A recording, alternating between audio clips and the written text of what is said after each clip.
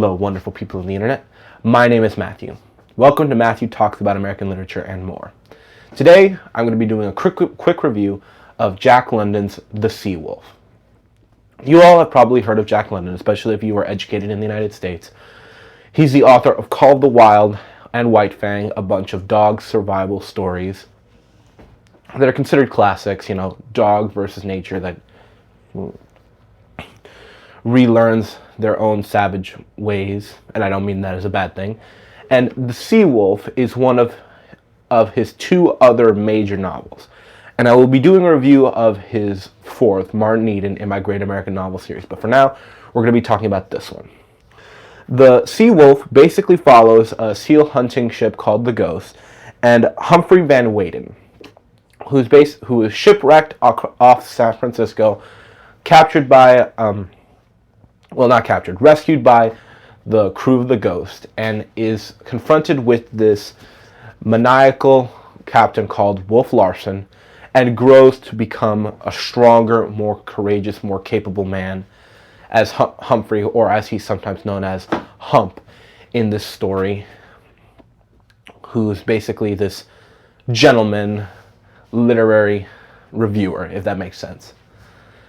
Now, I wanted to tell you about this. I think that the best way to describe this book is if Moby Dick was written by Hemingway. Now, Old Man in the Sea, another Hemingway book, is a different ballgame. I mean, in the terms of if you took the rough storyline of Moby Dick, where you have a man about town, you have a monomaniacal captain, you have a ship with a bunch of quirky characters, and it deals with the psychological toll of the main captain, who's the most omnipresent.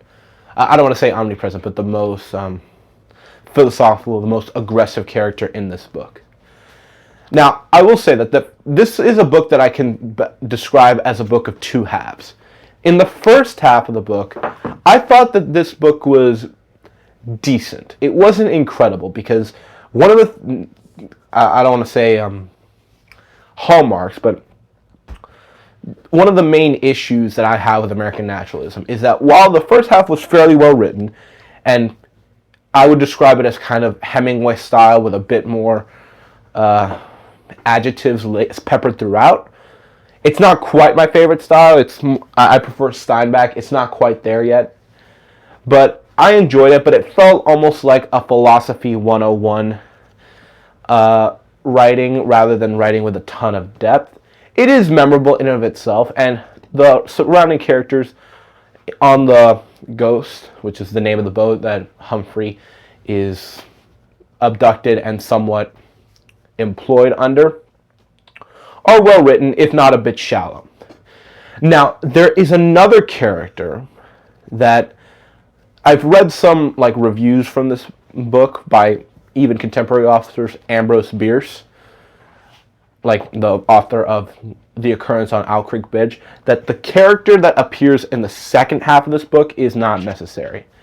And while I can see why some people may prefer the first half to the second half, I actually thought that the book really hit its stride in the second half, because in the first half, while it is crucial in developing Humphrey as a character, getting him in shape, giving him some courage, and actually, even though he has a kind of friendship and disgust relationship with the captain, Wolf Larsen, I felt that the first half of the book was too episodic, and given the amount of characters, and the book actually, this edition has some short stories included in it. The book is only 280 pages long, that given the wide cast of characters, there wasn't enough development there for me to really care about them. They were memorable in some sense. I didn't have any issue, how do I say? I didn't think they dragged the story down, but there was a case I can't really associate this character with this name, and I'm not gonna be. There's no arc here that I'm really concerned about. When at the midpoint of the book, when this other character, which I'm not going to spoil, comes in, it becomes a much more straightforward survival story. And as someone who couldn't get into Call of the Wild, just because I couldn't vibe with a dog POV, and I'm not that into survival stories generally. I think the second half of the book really hit its stride, developing the relationship between Hump and this other character, showing him develop, really engaging trial of man versus nature, and a good relationship developing between him and this other character. And in the end, I do think there is a decent payoff between him and Wolf Larsen in the combat of their ideologies, even though I don't think this is like I felt like almost like this story should have been twice as long and could have had some more depth, like Moby Dick. Even though I didn't like Moby Dick, you can clear there was at least a little bit more depth in like the philosophical discussions of the book, which this book has. They didn't bother me, but they weren't as memorable as I thought they should. But the second half of the book really does, in my opinion, save the book by hitting its stride and having a really engaging, fast-paced, quick-moving, and easy-to-read survival storyline with a well-developed character duo and a fairly engaging antagonist, if not very explosive on the page, if that makes sense.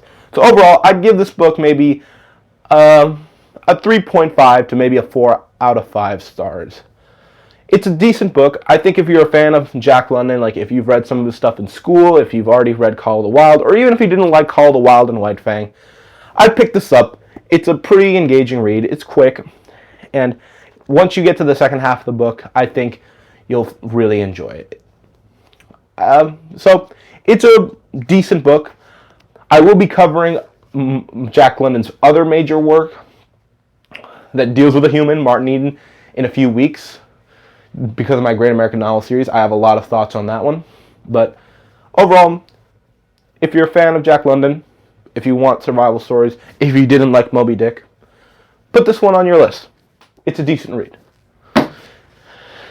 Now, as I said in my previous video, I'll be covering another book that I do consider to be a masterpiece. I wish I included it in my Great American Novel series, but I want to talk about it soon. It's this one. You'll be getting a video of this book right after that one. So, hope you're having a lovely day. Happy reading. And I hope this video found you well. Farewell.